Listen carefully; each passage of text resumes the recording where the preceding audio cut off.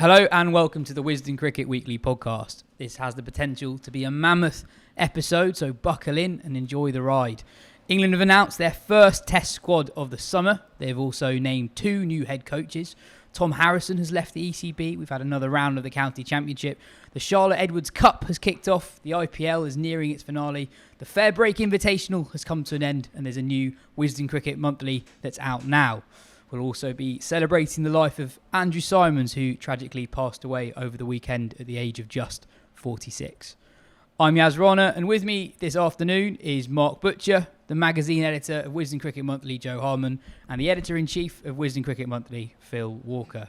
Let's start with that test squad. It was only a 13-man squad in the end, not the 17 that was reported in the weeks ahead. There were spots for Matty and Harry Brook. Broad and Anderson are back. There's no space for Dan Lawrence, Ollie Robinson or Matt Parkinson.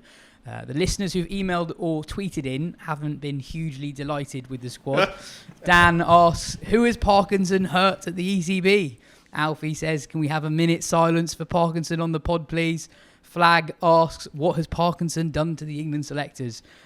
Ben and Ozzy wrote in to say, isn't the squad basically the same that the ones that lost in Australia and the West Indies with the obvious inclusion of Anderson and Broad? Butch, that is about right.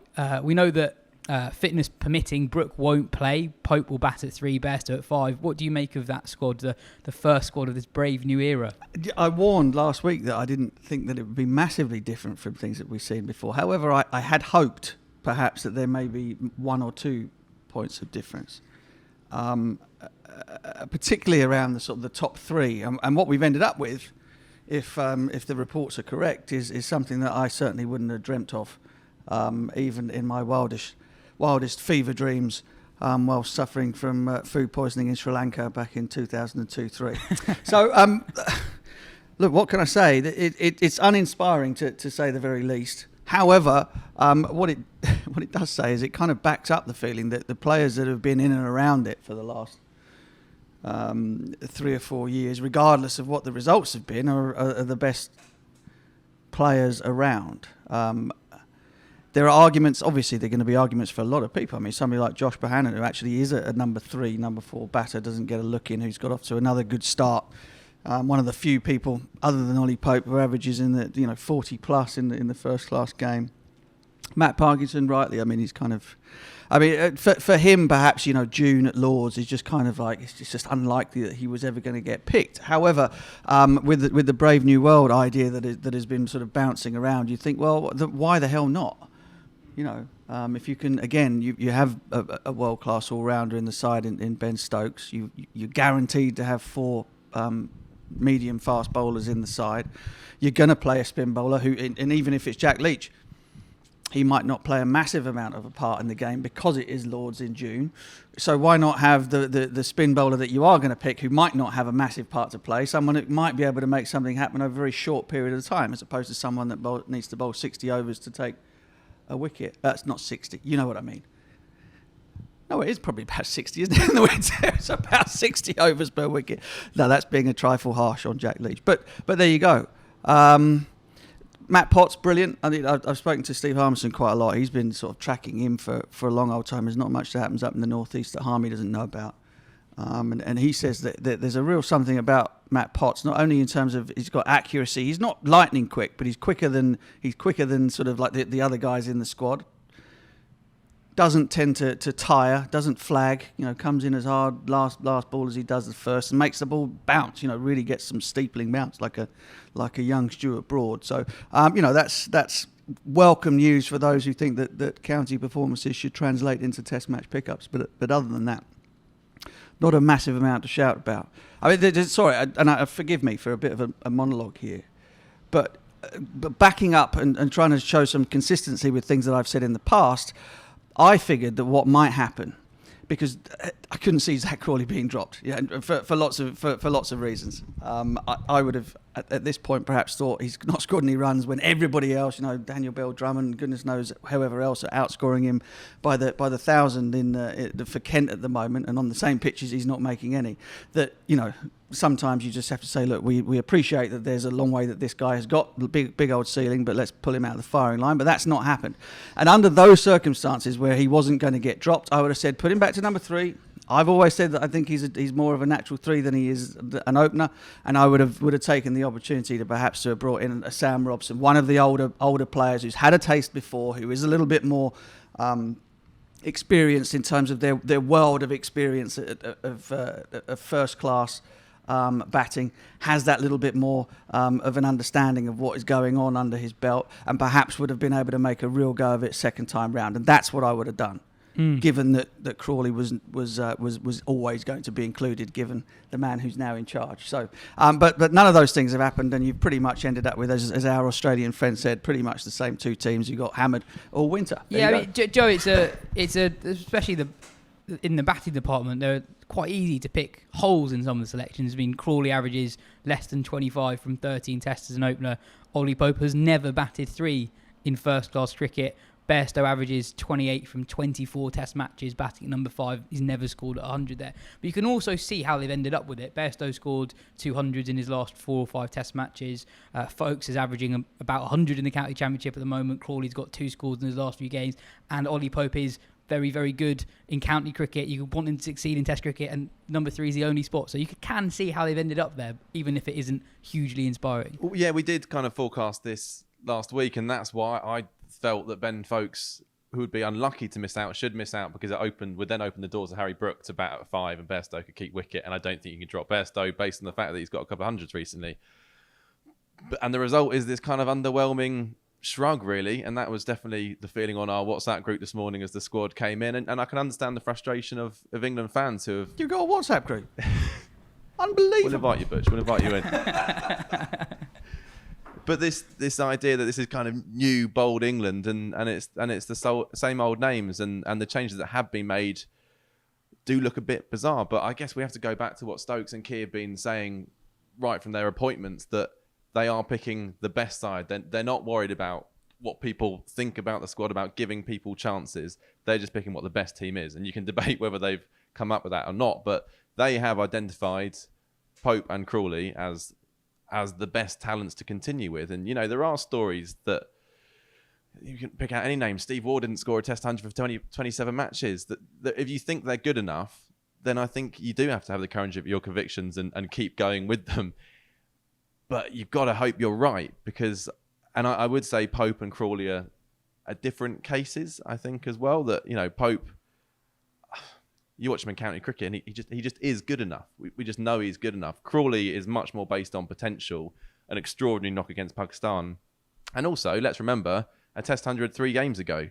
So he might not be scoring a run for Kent, which is desperately concerning given the fact that everyone else is racking them up. But if we are going on any kind of test form whatsoever, again, it would have seemed a bit harsh to drop him at this stage. So look, as I said, I would have tried to get Harry Brook in that 11 rather than just the squad.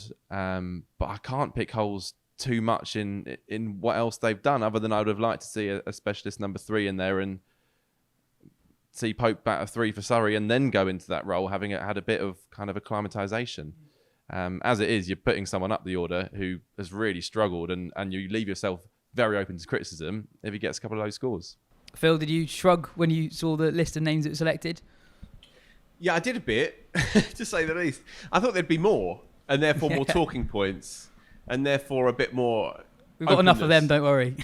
That said, it's probably good that it's been clarified that this will be the 12 at least, and that we know now who's going to be batting in the top 7. I remember when Langer said before the Ashes that Harris is my opening bat. I don't care how many runs he scores in domestic cricket. Admittedly, he was dropped after 2 tests.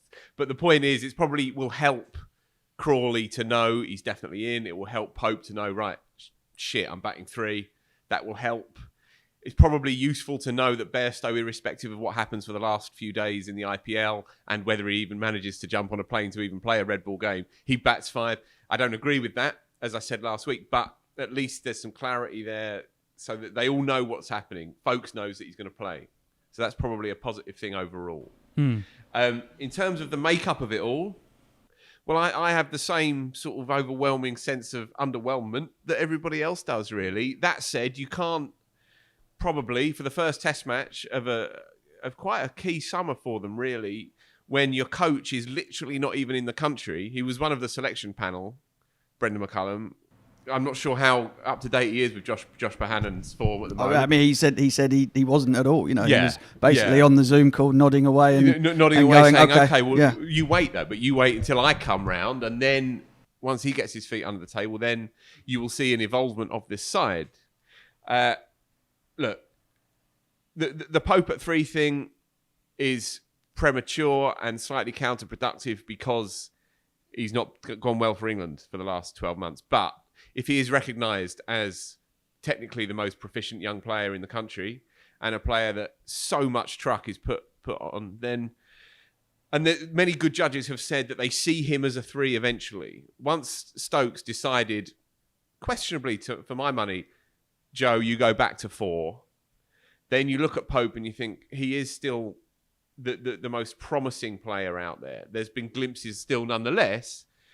And if the 4, 5, 6 those slots are taken up, then where do you go? Where do you go with him? He's also said before that he's very keen on the number 3 role. He fancies it, which makes it even more odd that he hasn't done it in county cricket. As well, I wanted to ask it's a terrific Butch, actually, opportunity for it him. is indeed on 3, because we talk about batting positions quite a lot, perhaps more than we should do on this podcast. But how specialist a role is number 3, and does it matter that much that he hasn't done it before? Well, I mean, I obviously I started my career as an opener. Or actually, I didn't. I started my career as a number 7 who bowled, but as an opener who would bat at 3 occasionally when Alec was not playing Test match cricket. So he would open the batting with Darren Bicknell maybe, and I'd drop down to number 3. And I always enjoyed number 3 more than number 1. Maybe out of laziness, I had a bit longer to have a shower in between having to come off and change my gear, have a cigarette break or something. Back in the nasty old days when I smoked.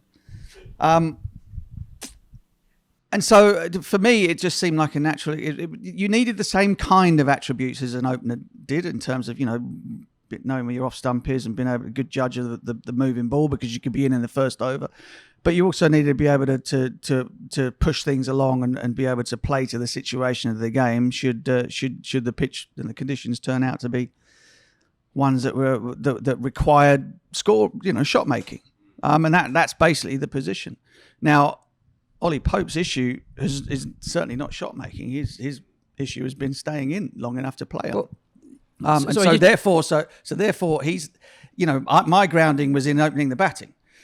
His grounding is in batting at 5 and coming out and playing pretty shots when the ball's old. Do you know what I mean? Well, Rob Keith today said, he was asked on this exactly, and he used the example of Jonathan Trott, who batted at 4 for Warwickshire and then moved up to 3 for England, and that worked out. But they're 2 completely different players.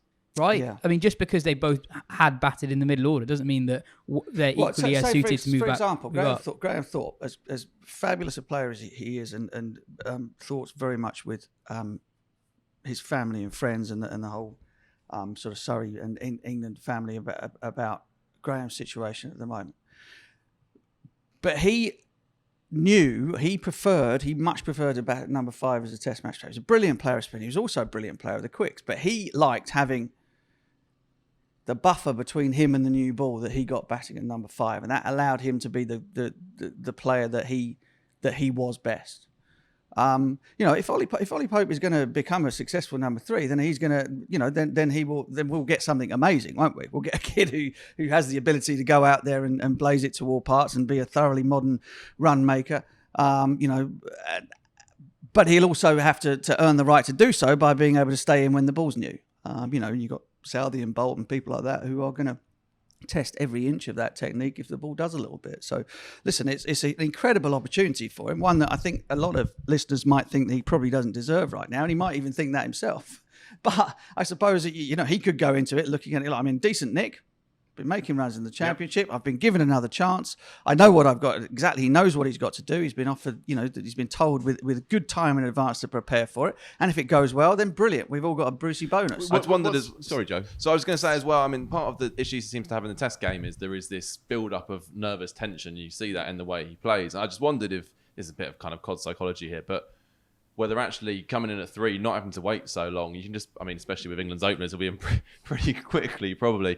Just get out there and do it rather than sitting there and thinking about it for too long. Yeah, potentially, but he's kind of done that. His entire career has been based around sitting around watching other people bat. I know that seems to do something. I know the tension is very different in terms of waiting to go in a Test match, but it isn't. If you're used to waiting to go in, then waiting to go in shouldn't be the cause of your jitteriness. And just going back to the not the obsession, but our concern about players' rightful positions and so on.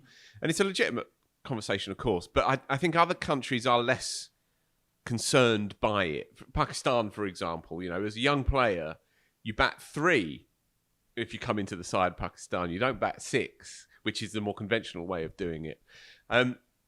In the end, with Pope, they think that he's one of the 4 best middle order players in the country. So do I, for what it's worth, which isn't very much. So do you move your fully established players into the positions that they would less like to bat, thus shaving some of their effectiveness in theory, and then blood the young lad in his plum position? Or do you say to the young lad, you might have to suck a few up here, but if you can establish yourself, average somewhere around 30 odd, a couple of good knocks this summer across 6 Test matches at 3, then we can see how it develops from there. One doesn't need to expect Pope to turn up and then nail down that position, be the new Jonathan Trott, be the new Ricky Ponting. No. It could be that he acts as the greenhorn player. Yeah, no, and I totally agree with that. But I guess the only thing is that it's okay if you're making those calls from a position of strength. When you're making them from a position of weakness, it puts everybody under a lot more pressure. And that's the difficult thing. If he was coming into a side where the other 5 batters around him were all averaging mid 40s or whatever. Come in behind Cook and Strauss. Then go where you like. Come in behind Cook and Strauss and you say he's a really nice option, which is kind of fresh face number 3. Which is why the conversation is valid, because you're thinking to yourself, well, what we're trying to do is get runs out of a unit of 6. Now, not all of them are going to score right. This is the other bizarre thing. Oh, so-and-so needs to be dropped, but we keep making 400. Yeah, but he's having a shocker. Yeah, but as a unit, the batting unit are making lots of runs and we're winning games. Great, you're fine. Yeah. If the batting unit is getting bowled out for less than 200 all of the time, and guys are batting out of their position, it kind of offers everybody an excuse, doesn't it? And there is a word that somebody like Brendon McCullum and somebody like Rob Key will be very interested to hear, because that will be one thing that they'll be turning around to them all and saying, look, you've had COVID, you've had all of these things to hide behind, which is not to say that they weren't terrible and the bubbles weren't bad. But there's been all of these excuses laid out at your door, which you can kind of turn around and go, well, we didn't do this great because, or we didn't do that great because. Ollie Pope might be able to turn around and go, I didn't get any runs because I was batting at 3 and it should have been number 5. The first thing that these 2 blokes will be doing at the moment is going, you're doing what you're doing, go out there and make it work. No excuses. This is your shot. Go and take it. And that may be a difference in mindset that might help all of them, not just Ollie Pope, but number 3. And taking it further down the line up, obviously shorn of all kinds of options in the pace bowling department. And so I have, general sympathy for the selectors in that regard. People will say, Overton again. But then, we had quite a few questions on. Yeah, Craig but then Craig Overton's his record bowled very effectively this year so far.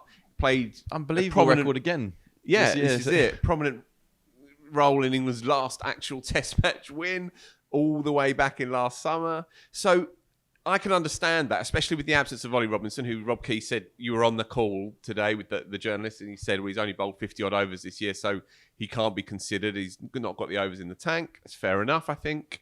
Obviously, a whole litany of injuries. So I have less frustration with the selectors when it comes to the bowling attack. Obviously, the Parkinson thing is a personal bugbear that's shared around this table. Yeah. But again, he's become this kind of cause célèbre figure, if you like, on social media. I think Mark's point is fair, by the way. I think you have to look at it in the context of the start of a summer at Lord's with a lush outfield and all of that. How much is he going to come in and play? He also has, of course, the overwhelming weight of history against him as well. And they may well just turn around and say pragmatically, look, he doesn't come into our thinking yet. And he doesn't need to carry drinks again. And I can kind of understand that. It frustrates me, but I can kind of understand it. I think we will get a better sense of what they really think about Parkinson in the so-called new era, which looks rather like the last one. I think we'll know by the end of the summer rather than the start. So don't get me wrong, I really wanted to see the bloke's name in there, but I can understand why he wasn't. Yeah, and also... And Leach took 8 wickets last week as well. Leach took wickets last week. I think Parkinson should 100% have played in the Caribbean. But I also don't think he's... I mean, this season, his strike rate isn't actually that low.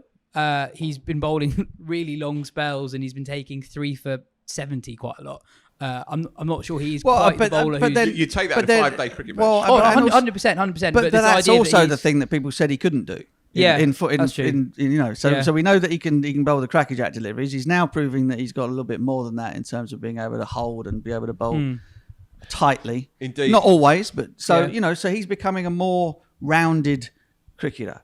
And as is always the way, in particularly when it comes to the dark arts of things like leg spin and attacking batters and whatever it might be. Sorry, the attacking batters thing was from my era, not now. It takes a little while, doesn't it? It takes a little while before people can form the trust to go, actually, you know what, we're going to throw this guy in. And that might, in the end, be something that works in his favour. He might not like it at the moment, but it might in the end be something that works in his favour. I'm just worried that he doesn't play this summer, plays in Pakistan on really, really flat wickets. Hey, listen, if he doesn't play this summer, then we'll give him pelters. All right, we can make a deal on that. But I'm not wildly amused by it, but I can completely understand it. And just very, very briefly, I spoke to my mate Saturday night at a do. He's a big cricket fan, follows it as closely as we do, but pragmatic and no bullshit. And he said Parkinson won't be picked, not for this Test match, no chance. I said, yeah, but he said, no, you won't be picked. Of course he won't.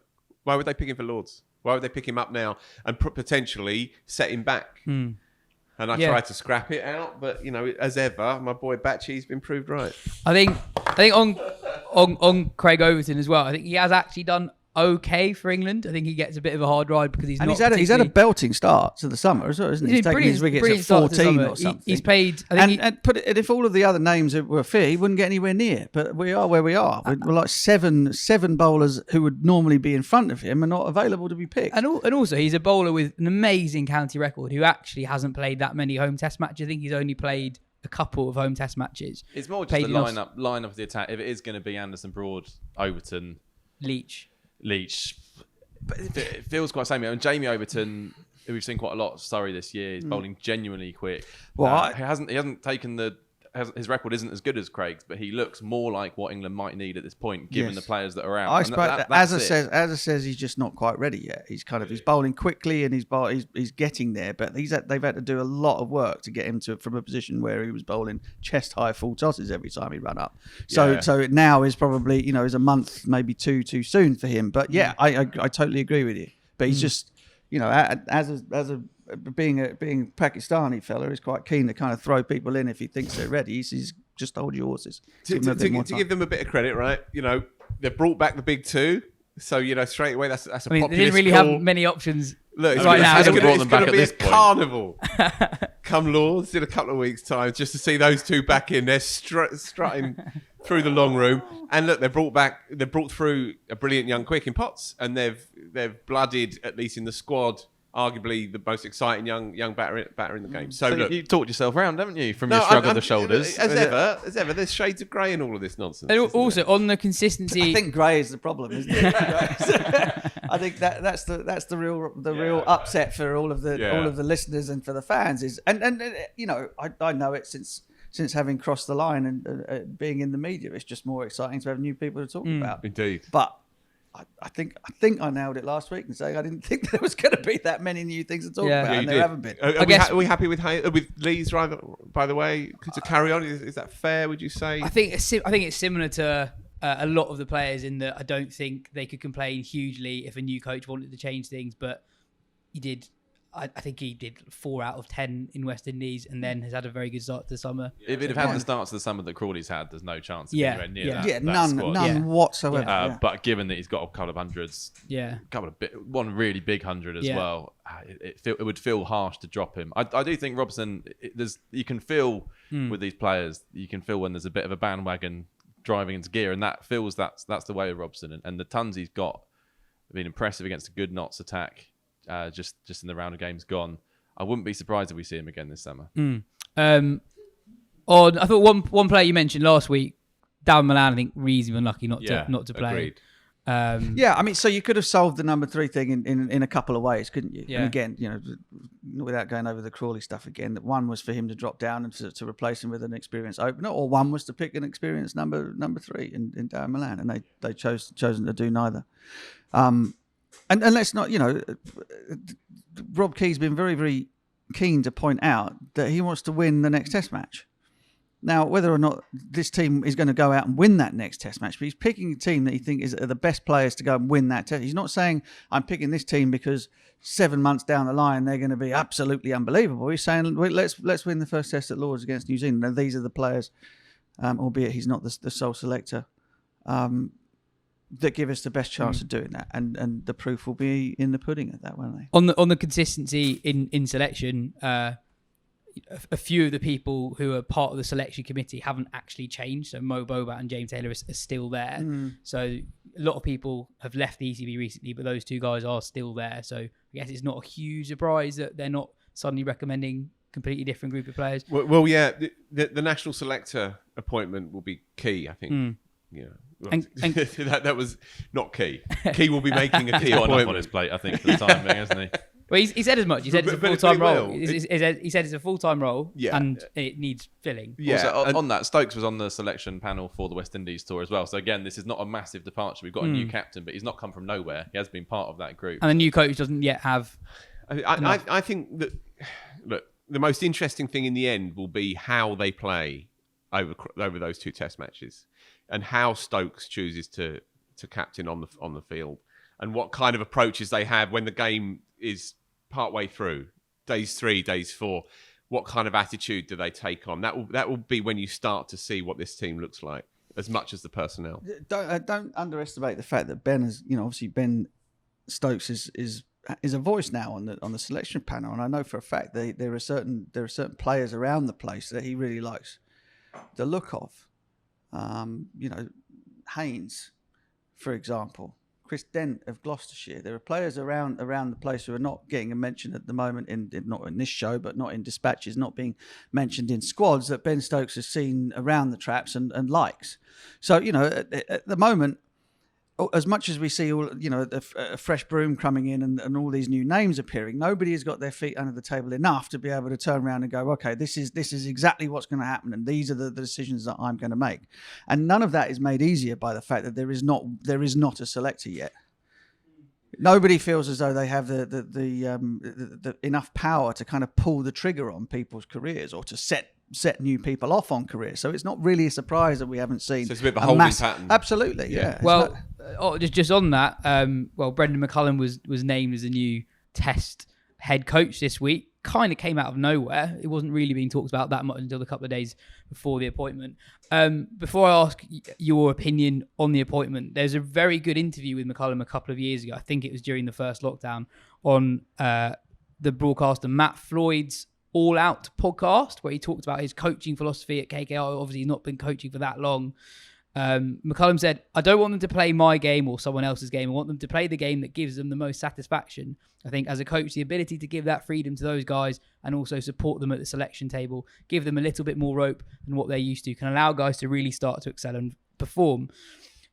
On his first season at Kolkata, which I think is relevant to this summer, the first season with Kolkata was very much a matter of trying to get my feet under the desk and understand what skill set we had amongst the squad, because I really didn't know the guys. It was a matter of trying to get a few pieces of the puzzle in the right place and trying to keep morale high, and then observe some areas where we thought we might be able to then start to put some changes into place. So with that context, it kind of makes sense that McCullum's not asking for wholesale changes at this point. And then he said to Joe in 2017, I think. Yeah, in the pub, he interviewed him. Came back buzzing, didn't you? I remember that. It was great. I can certainly see how he nailed pundit. He absolutely loved it. Sorry, I've got a quote though. I've got a quote from the interview which backs up that point. The fun's what it's all about. That's why you got into the game. Only because the stakes go up do people lose sight of that. The pressures that you come under make you change as a bloke, not only how you play the game, but also how you are as a person. There's no need for it. So just get back to playing the game because it's fun. See, that sounds great, and that's hard to argue with. But we're talking about, is he the right man for the job? Mark Ramprakash wrote an interesting column for The Guardian in which he kind of questioned whether he had the CV to warrant that role, basically. And Phil, I mean, you've said quite clearly that you thought Gary Kirsten would be a great appointment. You've said that England needed a kind of batting specialist to sort out those issues. Now, you know, He's got to sharpen up his interview technique, I'll tell you that. McCullum scored a fair few test runs. In fairness, he was a pretty decent batter, but he does not fill that criteria that you identified as what the England coach should be. But have you just got caught up in the excitement of it all, or have you changed your view? I think. All right, there is a sort of hard-boiled batting specialist element that I was looking for in a coach, a Duncan Fletcher-esque appointment. But there's also the question of authenticity, I think, and that's what McCullum has in a bundle and more, right? And this notion as well that he was a bit of a kind of fly-by-night, bit of a maverick outlier. As Andrew Miller wrote on Cricket Info recently, you know, aside from 103 Test matches, 6,000 Test runs, turning a team into World Cup runners-up, and making the fastest Test match 100 of all time. Apart from all of that, what's Brendon McCullum ever done for international cricket? And it's a good line. It's a good point. You know, this is for all of his, freewheeling excitement in the way that he approached white ball cricket. This is still one of the real heavy hitters of our time. And so I can't believe he wanted it. Sorry? I can't believe he wanted it. Oh, I can. Really? Yes, it's I the England gig. completely can believe he wants But this is such a difficult, difficult It's job. a great gig. I tell you something that Baz is going to bring, and it's going to be something that will benefit nobody except for those inside the dressing room, right? Brendon McCullum does not do things for the clicks, okay? I spent a bit of time with him when he was coaching the Trinbago Knight Riders, very successful in the CPL. And what Baz does, and it's evidenced in the quote that you read out just before, what he does is he gets into the minds and into the psyche of his players, and he gets them. His only interest is to make them be the very, very best version of themselves that they can be on the field and off it, right? And in doing so, he empowers them to think for themselves, to work hard for themselves and for one another. And eventually what you end up with is a culture of where these guys are driving themselves on by the love and the fun of the game and the fun of doing it. That this is what he does. He's not a coach. He gets in there and he brings people together, and he tries to make, he will make, if he gets any time with him, he will make Ollie Pope a very, very, very successful England player, because his job is to get the best, to draw the greatness that we can all see out of Ollie Pope, the thing that's been hiding in there. That's what he will do. Now, you could argue that what England need is something that goes back to something more basic than that. He's not like he's working with a bunch of fellas who have played a lot of cricket who are all fabulously talented but somehow don't get along and can't make it work on the field. That's not what he's got. What he's got is a lot of people who are very, very unproven, with the exception of two or three, and is trying to sort of teach them the ropes and then bring the greatness out of them as well. So you could argue that maybe he's one step prior to where you might give a job to somebody like that. However, and this is in support, perhaps, of Rob Key's split coaching and his mantra. I've seen him on the TV today talking about. He said, "Well, we don't need less coaches. We need more. What we want to do is we want to bring in our hard-baked batting specialists to work with our batters, and we want to bring, which you could argue has always happened. But what he's saying is that he wants to have two separate groups of them working with both teams. You don't have people flitting around. You might miss one guy one week and catch him the next. You have two completely separate teams who are kind of working on all of these areas, these specialised areas, in the midst of a guy who is, being totemic in terms of like inspiring these people to be as good as they possibly can. And all of that sounds unbelievable, doesn't it? Sounds, I'm inspired now. I'm kind of like, yes, come on, strap them on. But that's what he does. That is what he does. And as I said, that's not going to be something that people reading, listening to the podcast or watching the television are going to get any benefit out of, I'm afraid. That's all for the blokes in the side. And the benefit that we will get is hopefully by a team that starts to win test matches and look like it knows what it's all about. Exactly that. It seemed that a sort of sombre timidity, if you like, had taken over the England side in the last days of Chris Silverwood and Joe Root's era, but Silverwood in particular. And this is not a slight on him, but the job was a big job, and it was a double job for him, and it was a COVID job on top of it all. But it felt like any spirit had been sucked out of it by that point. McCullum is not the, quote, gnarly old bastard that I sort of tongue-in-cheek wrote about that time. But he is nobody's fool. And he will look everybody in the eye, and he will do all the things that Mark has outlined because he commands that kind of undiluted respect across the game. As I say, he's sincere, he's authentic. Everything he's done in the game, from the time he made 97 in a runner ball in a Lord's Test match about 15, 20 years ago that I happened to be at and watched. And I thought, Jesus Christ, what's he doing? Who is this lad? Everything he's done has always been, you can understand the logic behind it, and you can understand the reasoning behind it. And so so much of, sporting dressing rooms, so much of it is being able to hold your place within it. And I think there were maybe elements of the last regime where people were unsure of their place within it. And I think they went all the way up to the top. I don't think McCullum is going to take a deep breath, a small one maybe, before he walks through that door. And by sheer dint of personality, strength of personality, I think it will very soon become his domain, his team. And I don't think he'll make any compromises at all. So in that respect, it's not that different from the vision that I hoped for when we were scrabbling around 6 months ago, trying desperately to kind of redevelop some sort of identity for this team. But if there was any doubt that Joe Root had a raw deal, Oh, mate, I thought it was last week. as Test captain, I mean, what a time to get it for all the reasons we talked about endlessly. But now that the energy around the team, he's got Stokes gets McCullum and Key, and Root had Giles and Silverwood, and that. I don't mean to be harsh, but it's You don't have to explain any further. I'll leave it there then. But meanwhile, his erstwhile teammate over there. This is one for the YouTube viewers.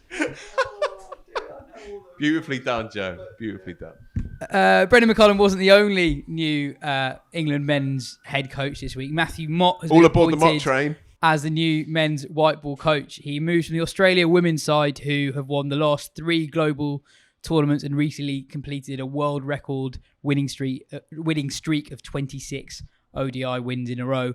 It's a similar job, I guess, to what he had inherited with Australia. They're the best team in the world who had players who needed moving on in the not so distant future. He's got a 4-year contract. He made that Australia team. It was already very good, better. We'll talk more about him and the white ball team when we're closer to the Netherlands ODI series that takes place during the New Zealand Test series. Just crucially though on that as well, that he's worked with McCullum in the past at KKR. And we talked before about the split coaches and the issues with that and how there had to be this close connection. That's obviously been a key priority in his appointment and would seem to make a lot of sense. Phil, it was announced this week that Tom Harrison's departure from the ECB is imminent. How does this news make you feel? It was a long time coming. It was well known that he was preparing the path to leave from a few months back. Look, it's a difficult one. I don't know him at all personally, right? So I don't have any skin in the game when it comes to Harrison as a bloke, as a person. I don't also enjoy the open season on an individual, albeit a well-paid individual, albeit an individual who will forever be tainted and tarnished by taking that money out of the game at a point where it was on its knees financially. And I don't care if that was contractually bound or not. That to me is not a concern. People were thinking on their feet. 60 people were made redundant. Everyone took a pay cut at the ECB to keep as they said, a show on the road. That will always be there. That will always be a very dark black mark against his tenure. But I also don't like the tone at which the book is thrown at the man. I think he is a true devotee of the game. You know, a professional player and a recreational player and somebody steeped in the game. I don't think that he was simply an identikit suit, you know, placed into that role with a view to try to work on the money side of it and nothing else. That said, the 20 odd years that he spent in sports agency and so on, and sports rights in the interregnum between moving from playing to cricket administration, possibly tipped the dial too much towards commercial interests at the expense of maybe the soul of the game. And I think the perfect example has to be what I've just discussed, what I've just mentioned, which I wrote about at the time. I'm not, believe it or not, when I get my head down on this stuff, I do try and find the balance in it. But that particular issue I just found to be so abhorrent, really, and so obviously against the spirit of the times. But look, there are pros in the Ledger column, just as there are undoubtedly cons in the Ledger column. And you know what, under his tenure, what's happened to women's cricket deserves a lot of credit. Obviously, none of this is entirely at his door, just like none of the negative stuff is entirely at his door. But there's been a true revolution in women's cricket that deserves a lot of credit. 2017 happened under his tenure. 2019 happened under Owen Morgan. He made sure that he was a part of that as well. There was a laudable set of appointments made under his watch. But then, as everything in cricket, there's push and pull, because what we saw after 2019 was the sudden evaporation of 50-over cricket, as we find that 4 doesn't really go into 3 when it comes to 4 different formats. The 100 will always be our Brexit, and he got it done, and has to face the consequences of that in terms of the court of public opinion. And this is it. And his legacy is still up for grabs, really, because his role was absolutely so interwoven with the 100 that, I mean, obviously people have made up their minds whether they like it or not. What we don't know is whether it will achieve its ambitions and what impact that will have on the game. That's how he'll be remembered. He put it all on the 100, and we still don't know the result of that. Mm. We won't know the result of that for a very, very long time, because the shockwaves aren't going to stop reverberating until at such a time as something gives, and it's going to. There's no way that things can continue the way they are at the moment.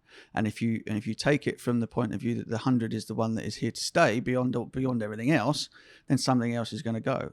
And all of that will go back to, you know, his it's not an obituary, is it? But his legacy as the CEO will always go back to that point. And so therefore, until such a time as we know how the 100 and its aftershocks have played out, his is still open. You know, it's still not. It's still to be written, isn't it? Indeed, the 100s, as I've said before, the gestation of the 100 came about because they had crunched the numbers and studied the data. It's a very data-driven organisation anyway, the ECB, increasingly so. And of course, it's driven in large part by the bottom line. And the bottom line is influenced by the number of people who are actually into the game. And they saw the impact of years of neglect. And they saw the impact of years of Test cricket, international cricket not being instantly available. Eyeballs were not on it. Infamously, we don't have to go down that road again, but they saw the impact of that. They saw the fact that 8% of recreational numbers fell in 1 year, and if you extrapolate those numbers out, then it looks pretty grim for the popularity of the game. They saw the fact that average county membership age groups are very high. They saw all of that, and they reacted. The problem for me, as ever, with this is not necessarily the desire to move and to act, and too many regimes across English cricket have sat on their hands almost as a philosophy. I think they had to move. They had to do something to try and arrest those numbers. I have a lot of sympathy for that position. The problem for me was the impact that had on the true existing lovers of the game. you ended up just chucking it back in their faces. You ended up disenfranchising these people. And that, if you could take the time back, that's what they needed to do. They needed to articulate why a new tournament or a new movement needed to be created. And they never did it at the time, and they'll never be able to get that moment back. And Harrison was never good. good. Terrible misstep at the time. But I think that sums up Harrison in quite a few ways. He was never good at the message. Yeah. He might have been good in a boardroom, or there might be good evidence behind what he believes, but actually he wasn't good at getting the message across. And we saw that kind of really exposed during the Azim Rafiq testimony, painfully so. And he was never very good with the media. Didn't speak to the media very often. When he did, it was these kind of bizarre word salads that never made much sense. There was a sense of disdain as well, wasn't there? Yeah. Which for a person who'd worked effectively in communications and marketing was a peculiar position to take up, I thought. Anyway, we move on. And, one administrator replaces another. It will be fascinating to see who gets the gig and also who becomes the chairman, right? Talk about a dysfunctioning organisation. They are slowly beginning to put these blocks back in place, but still right at the top of an organisation which isn't known for its functionality. It'd be interesting to see who they end up with. Claire Connor at the moment, who is excellent, very capable. She's doing it in an interim basis, probably for the rest of the summer, I would imagine. It was interesting to hear that they hadn't begun to even start looking for others yet, other candidates. They might have softly sounded out one or two, possibly, but I think they've employed an agency, like a recruitment agency, in effect, to try and identify and maybe headhunt a few options. But it's going to be a longish process, and it's a crucial role, and also that of the chairmanship as well. Over the weekend, news broke of Andrew Symonds passing at the age of just 46. Symonds played 238 times for Australia across formats. He was a 2-time World Cup winner. He averaged over 100 with the bat across those 2 World Cup wins in 2003 and 2007. Averaged over 40 with the bat in Test cricket. Averaged 32 and struck at 147 in T20 cricket. And he took over 150 international wickets as well as being one of the great fielders of his era. Mark, a stunning cricketer who you'd have played a lot against in county cricket. Yeah, my mind, as soon as I heard, my mind went back to the first time I saw him, which would have been 95 when he was over here playing for Gloucester. Came over, he was 19, I think, maybe, or 21, I'm not sure. And I think he made a brilliant 100 against Surrey here, and the tavern was still open out the front, the pub. So at the end of the game, I think he was in there. A couple of Gloucester players were all the blazers on, how it used to be in the old days.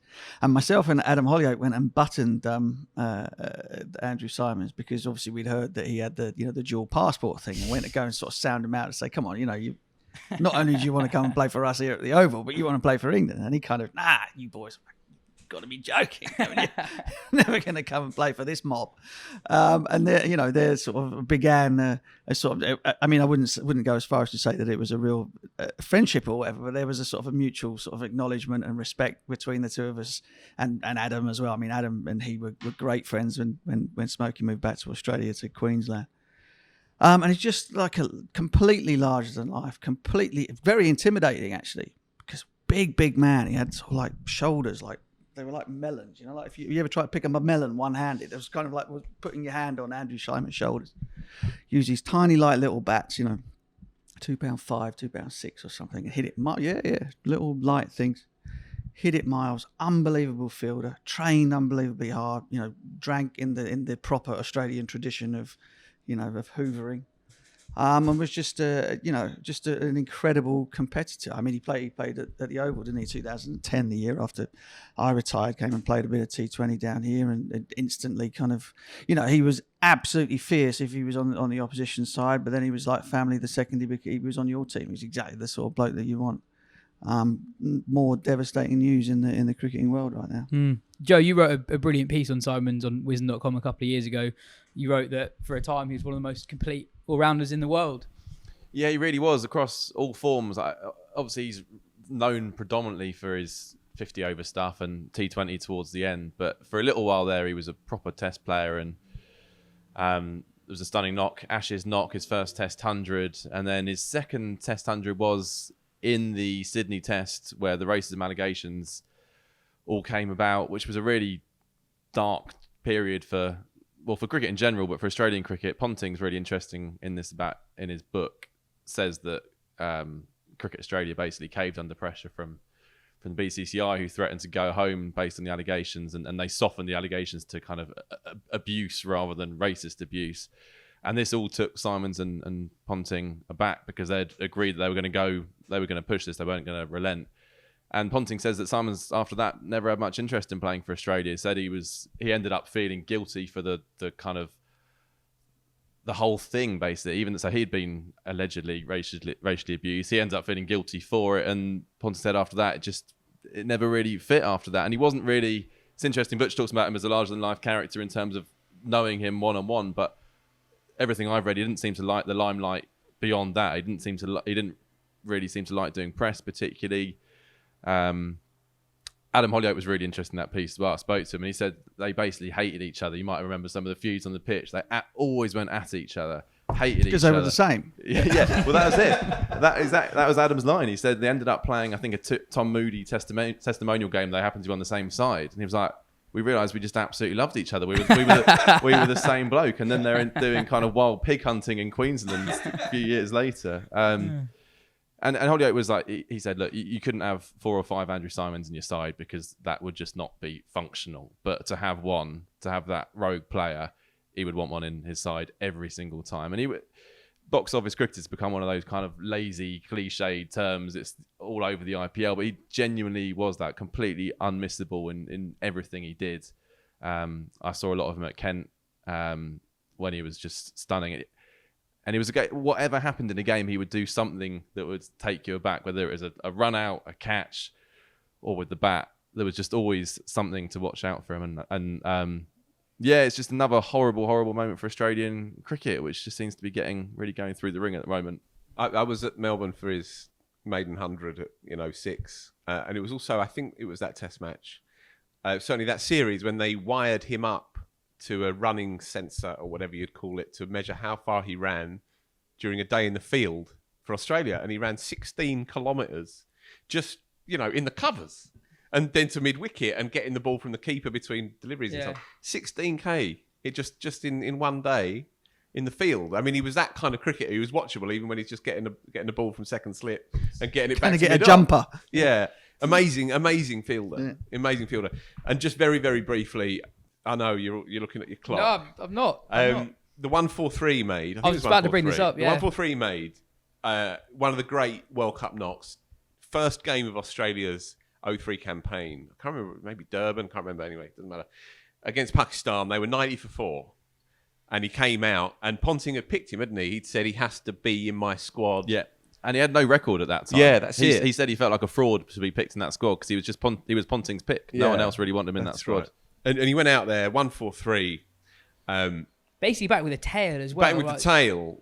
And I'll never forget it because I was watching it live. Wakar, Shoaib, but maybe not all three of them. I can't remember if Wasim was playing, but Wakar certainly was, because in the final over, 50th over of the game, Symonds 130, 140 odd not out by this point. Wakar bowled him a flat one. An arcing, in-swinging flat one. And Symonds sort of fell on the floor and got out of the way of it. And sort of shrugged his shoulders. Come on, mate. You know what's coming next ball? Exactly the same thing. And then Symonds went for him and they had to be held back. And I've always remembered that because there's always that question, was it an accident? Sorry, batter, it's just slipped out the hand. Wakar delivered 2 in 2 in the 50th over after you've been pummeled for 140.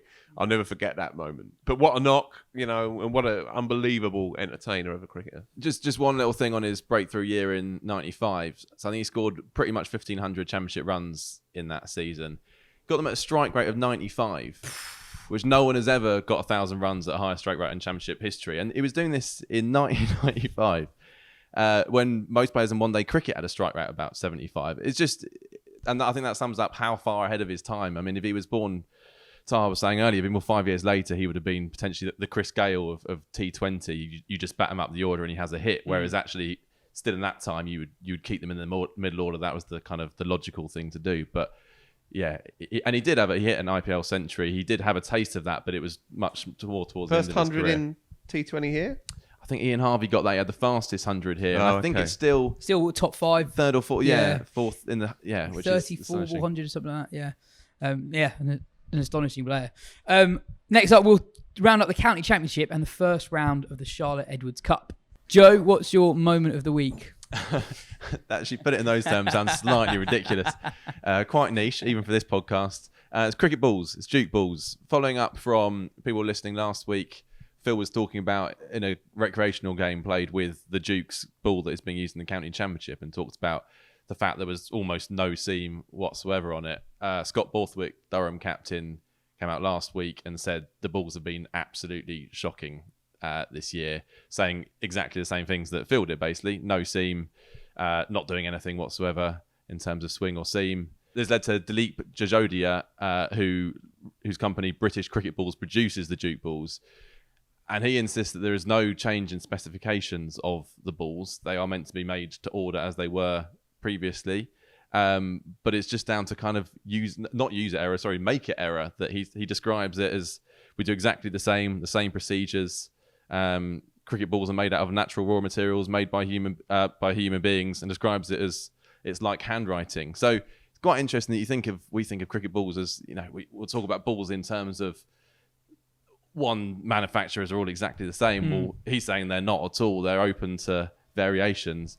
And he's just saying there's a bad batch. There's a bad batch out there, which seems to be leading to quite a lot of runs, quite a lot of draws. But they're not everywhere. They're just in some places. So it's slightly mysterious. And he says they're working on it, basically. Well, you're right. There are a lot of draws in this round of fixtures as well. There was an extremely high-scoring game at Edgbaston between Northants and Warwickshire.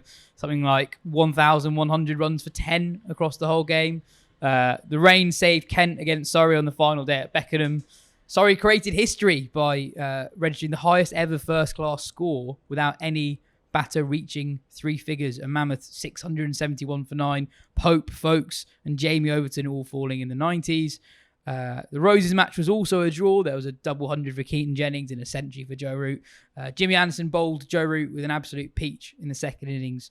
And John Houghton tweeted out a video that the County Championship put out, which was every single ball that Anderson bowled to Root in the match. And it was quite interesting how straight he bowled at him. And it's kind of most balls were swinging in, aimed at off stump, with the odd one kind of hidden outside off stump. So and one of those balls got the better of Root. Somerset pumped Gloucestershire in the other Division 1 derby. Another Tom Abel 100 there. And as mentioned earlier in the pod, there were 8 wickets for Jack Leach. The only Division 2 game that had a result was Durham's win over Glamorgan. Matty Potts taking 11 in the game there. Sam Robson and Hasib Hamid both turned up in the draw between Notts and Middlesex at Lords. Luke Fletcher scored 50s in both innings. The second of which was opening the batting as a night watchman, which was fun. The Charlotte Edwards Cup kicked off this week. There were wins for the Vipers, the Sparks, the Stars and the Diamonds. Lauren Winfield Hill hit 96 in the Diamonds win. Izzy Wong opened the batting for the Sparks, which is something to keep an eye on this summer. And Maya Bouchier scored 48 not out of 33 in the win for the Vipers. What's your moment of the week, Yas? Genuinely, got to be Saturday afternoon, isn't it? Oh yeah, actually, it is Saturday afternoon. My club side won by 1 wicket, chasing 222. And who knocked off the and winning runs? I hit the winning runs. Oh yes, yeah, that's definitely moment of the week. So listeners, Yas is doing a column for Wisden Cricket Monthly, so you can read all about it. Exactly. every month. Absolutely. Took a 4-for as well with the ball, but all 4 wickets were burgled at the death. So my first 5 overs were 5 overs, 3 maidens, none for 4. That's a classic. And then a comeback, and then second spell would have been 5 overs, 4 for 41. That's where you get your rewards, though, exactly, right? Exactly. Beautiful. Top wicket taker in the league, if you're wondering, after 2 weeks. We've heard a lot about the FairBreak Invitational in the last couple of weeks. That tournament has come to an end. The Tornadoes won the final. Marizan Kapp had yet another star performance in the final. She scored 67 off 37, putting on 94 for the 5th wicket with Hong Kong's Mariko Hill. But she was on the losing side. It wasn't enough for the win, as a combination of New Zealand's Sophie Devine, Netherlands' Stair Callis, West Indies' Stefani Taylor and South Africa's Sune Luz got the job done in the run chase, after Thailand's Chanida Sutarang was the pick of their bowlers, finishing with 2 for 19. So amazing to see so many players from non-traditional cricketing powerhouses contribute at the business end of that competition. The IPL group stage is nearly finished. Gujarat are top with a bunch of teams fighting over the last couple of playoff spots. We'll talk about that more on next week's show when there's hopefully less to talk about elsewhere in the world. Will Joe be on that show next week? Probably not if we talk about the Leave me IPL. in the IPL out of this. We're going to have an IPL special. You've seen the news this week that Saqib Mahmood and Matt Fisher are expected to be out for the rest of the summer with both with stress fractures of the back. Why do so many bowlers, particularly young bowlers, get stress fractures?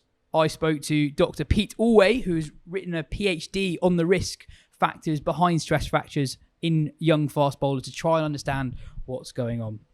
We're joined by Dr. Pete Alway, who has studied risk factors for stress fractures in elite fast bowlers. Thanks for joining us, Pete. First off, a hopefully simple question. What actually is a stress fracture? Cool. Thanks, Yas. Yeah, so a stress fracture is quite similar to a chip which you get on your windscreen in your car. So if you think of that little chip, to begin with, it's like nothing. And then as you keep driving on it, as you keep hitting potholes or speed bumps and stuff, that crack then gets longer and longer and longer until the windscreen, in this case, fails. In the case of bone, it's like when the bone then starts to crack all the way through or to a significant length that then needs to be stabilised. Why do fast bowlers get them then? It's an injury we hear a lot about in cricket, perhaps not quite as much in other sports. Sure. So lumbar stress fractures are common in all sports that have components of extension, flexion, twisting, and side flexion, all of which a fast bowler's lumbar spine has to go through. Fast bowling, in particular, is unique in the world of sport in terms of its action itself, and also just the number of times which the players have to do the same action. Like we know that in the England team, they typically bowl in matches between 2,000 or 3,000 times per year, which is comparable to what Major League Baseball pitchers do. It's an incredibly high volume for such a high intensity activity. And you studied this in great depth. What are the risk factors for stress fractures in fast bowlers? Sure. So one of the challenges with stress fractures in fast bowlers is that there's not just one risk factor, and it's likely that each individual player will have a different risk factor which has led to their stress fracture. The most obvious one, which I think most people look towards, is workload. We know that short-term workloads, so whether that's 7-day, 28-day, or 90-day workload, if those are excessively high or there's a spike in them, that significantly increases the risk of a player sustaining a stress fracture in the next 3 to 6 weeks. Technique is another big one as well. We can generally predict around 88% of all future stress fractures from a person's technique. So players who have a lot of hip flexion at back foot contact. So if you think that the knee is in front of the pelvis at back foot contact, and as well as lumbar spine extension at front foot contact, those are the two big red flags when it comes to stress fracture in fast bowlers. Aside from those, then there's the more rarer types of reasons why players get stress fractures. So they might have low bone mineral density. They might have, a genetic predisposition to get stress fractures. So, for example, in your lumbar spine, there's a ratio of cortical to trabecular bone, and each of those bone properties has different mechanical strengths. If the ratio of that is off because of some genetic reason, that means that they're more likely to get stress fractures. So, there are stress fractures which are preventable, but then there are others where there's factors which are beyond the individual's control. Workload is quite interesting that you mentioned there. There are lots of theories on Twitter about the impact of bowling workloads. Just today, there's a Twitter thread from TMS statistician Andrew Symonds comparing the number of overs bowled between the ages of 20 and 24 between Anderson and Broad, them being much, much higher than Fisher and Mahmood, who are two people who've recently suffered from stress fractures. Young bowlers don't bowl as many overs as they used to, and people are saying that's why they're breaking down. Is there any truth in that at all? I think it's difficult to pinpoint. I think, firstly, what you have in Jimmy and Broady is you have two players who have had a remarkable career in terms of the injuries that they've had. That they've been very few and far between. Like with Jimmy, aside from his stress fracture, he's been blessed with a career where there's been very few stress fractures. Whereas most of the fast bowlers, which you see, particularly those in that list, they're players who have had a few injuries, which of course then limits their appearances. There's research out there that suggests until a player's bowled 1,200 overs in matches, that it's unlikely that they're going to be resilient to stress fractures. So you've got a group of players here coming through, extremely talented, but haven't still reached that threshold of overs yet, which is protective to stress fracture. So that's quite interesting. So that threshold is that like a cumulative built up of strength, really? Is that what it is?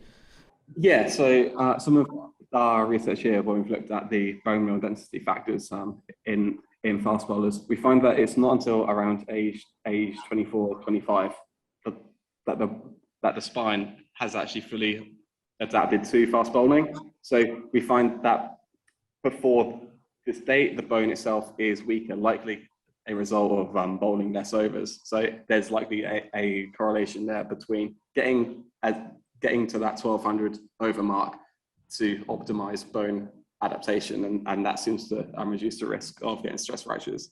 That's really interesting. There's a sense that modern bowlers are suffering from them more than their predecessors. Is this true? If so, why is this the case? Or is it that, with your analogy earlier, are they just getting caught earlier? Sure, I think it's a valid question, and it's one which we don't know for sure. One of the things which we do now, of course, is we screen players a lot more, and we're much more likely to send players for scans when they feel lower back pain. Like back in the day, having a bit of lower back pain was probably seen as a badge of honor to fast bowlers, and they bowled through the pain a lot. One of the factors which we have now compared to back in the day as well is there's just the amount of cricket being played is a lot more. So I think compared to like the 1970s and the 1980s, players now have 10 to 30% more matches in a year. So the frequency of games is huge. So players are getting much less rest than previous. So again, just adding to the multitude of factors, which is why we might be seeing more stress fractures these days. Again, comparing eras, what happens if they aren't caught early?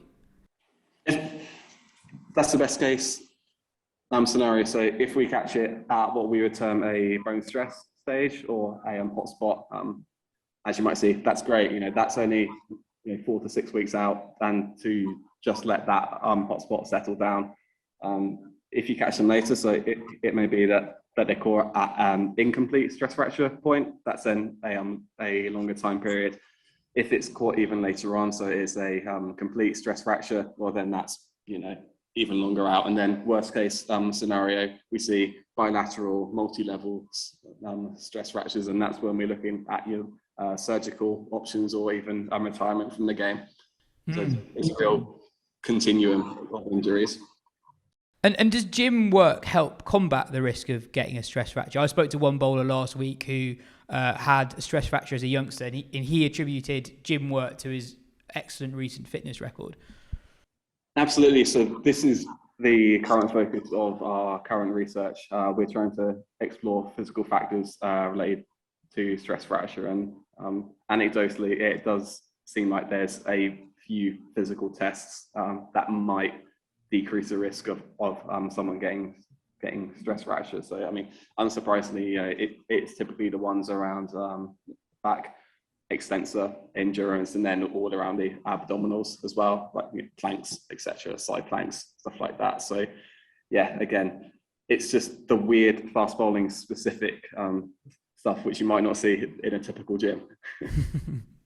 And how debilitating is it in the long term? Is it something that bowlers, when they recover from it, are they back to 100% straight away? Or is it a case for some fast bowlers, if the stress fracture is caught later, they might never be able to return to the speeds they once used to be able to hit?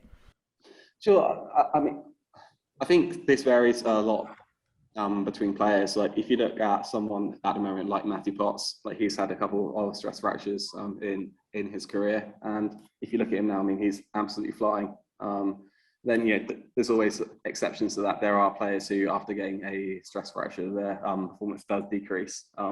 But within a couple of injury-free years, you would expect them to be like. There's no reason that they wouldn't be back to playing at their best. And just one thing I don't think I fully understood earlier on the point about when you hit 24 and that being a period where you're less likely to get stress fractures. Why is that again? Is that's the building up of strength, right? Is that why? Yeah. So by 24, the fast bowler should have enough bone strength built up from the repetitive nature of fast bowling to have the resilience to resist the forces which accumulate on the spine. So they basically have a much bigger ceiling to withstand much bigger workloads. So hopefully, they can avoid getting stress fractures. I think there's something to be said for the peculiarities of cricket, and the fact is that how many sports are there do turn up on the first day and and the whole team doesn't know what they're going to do. How can you prep someone to bowl, say, 40 overs in an innings or 0? It's one of the very intriguing and challenging factors of being in cricket. Yeah, absolutely. Well, thanks a lot, Pete. That was fascinating, and thanks a lot for your time. It's really good having you on. Cheers, Yas. Thank you. And finally, there's a new Wisden Cricket Monthly out this week. Joe, what's in it? We've got the coronation of Ben Stokes on the cover. Phil's written a piece on the next instalment in the Ben Stokes epic, I think is how we pitched it. John Stern's written a kind of accompanying piece of sorts about Rob Key's step up to the MD role. And then probably the most fun bit, I think, is the next Fab Four that we picked out. So not that we need to really make this point very clearly. We are not writing off the current Fab Four, but they are all reaching a point in their careers where you do wonder who's coming through next. So we picked out 4 players, one of which is Marnus Labuschagne. Phil interviewed him as we talked about last week. And then there's profiles on the other 3. We're going to talk about it now, or should we just leave people to... Is there any reason why there can only be 4 of them, or is it just the alliteration? Purely alliteration, Butch. You could have the Fab Five. It's neat. We did wonder that, actually, because it felt like a kind of... It was more just because sexy 3. More because it was a continuation of what had happened before, but yeah. Titillating trio. Elsewhere, we've got a pretty mind-blowing interview with Chris Gale by Jim Wallace. I'm not really going to talk about it because it's a bit hard to describe, but it was entertaining. And it finishes with Gale asking Jim for a tenner as well, which is a nice touch. It's quite revealing of Gale, I guess. Yeah, in good and bad ways. Yeah. I'd just say have a read of it. Joe Harman, seated to my right here, writes about when England really were the worst side in the world. 23 years ago, Mark? Is that right? I think there's a big picture of Butch in the opening spread. That's nice, isn't it? That's nice. Consider I captained in one of those games. One of the ones we didn't lose. Funnily enough, your quotes as ever really do bring it to life, Mark. Well, good. Well, don't ruin the suspense. We couldn't find a picture of NASA looking miserable in that series, weirdly, but we could. What are you talking about? Weirdly, we could find one of you. So there's plenty of voices in there, including Butch himself from a podcast of about a year ago. So thanks for that, Butch. Well, that's all right. Thanks for your assistance. As Yas is doing some shameless self-promotion, can I? Yeah. I mean, obviously the composer of the podcast's musical intro and outro. I presume you still put that on, right? Yeah. It's just the outro. If you missed the drama, the intro. Oh my goodness. Well, no, you missed the drama. We had.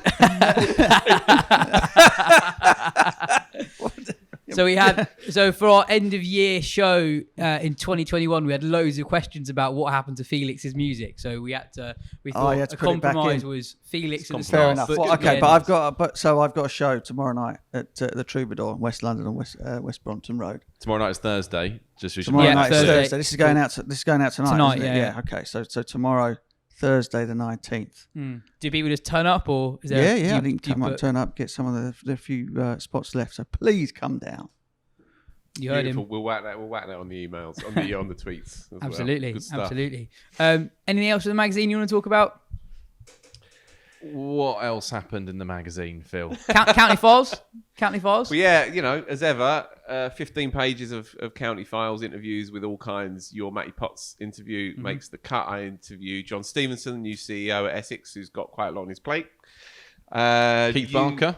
Sorry? Keith Barker. Keith Barker, you interviewed. And his crush with the UEFA Cup. I didn't know that he was so close to playing for Blackburn. I knew he played professional football, but I didn't know it was, Yeah, he played England under 19s and was on the bench for a UEFA Cup tie, carrying a bit of a hamstring niggle, and got asked whether he wanted to come on and was a bit hesitant, and then missed his chance. Then his career was done a few years later. But he talks about playing alongside people like Benny McCarthy and Tugai. It's pretty cool, but obviously he's done pretty well for himself, right up there in the Div 1 leading wicket-taking charts again. Interesting interview with Reece Topley as well, who started the season well for Surrey, basically saying that he was done. He was done with the game 2 or 3 years back. Injuries almost finished him off completely from the game, but he's now back playing really well. Anya Shrubsole's retirement, she sat down with Isha Guhart for a Q&A for the magazine as well. Columnist as well. Mark Ramprakash's second column for us is about captaincy, kind of Ben Stokes' appointment being the jumping off point, but talking about some of the captains he played under, and basically says he was a terrible captain himself in pretty much those words, and reflects on why that was and what makes a good captain. It's an interesting read. Ben Jones writes very well on Joss Butler's phenomenal form in the IPL. And Lawrence Booth writes about getting rinsed by Mark Butcher on the podcast a couple of weeks ago. So everyone's happy. All the fun of the fair. Full coming around full circle. Anyway, as always, you can get the magazine at wisden.com/shop. Anyway, that's all for today's show. Cheers, Phil. Cheers, Joe. Cheers, Butch. This has been the Wisden Cricket Weekly podcast. Thanks for listening. We'll be back next week.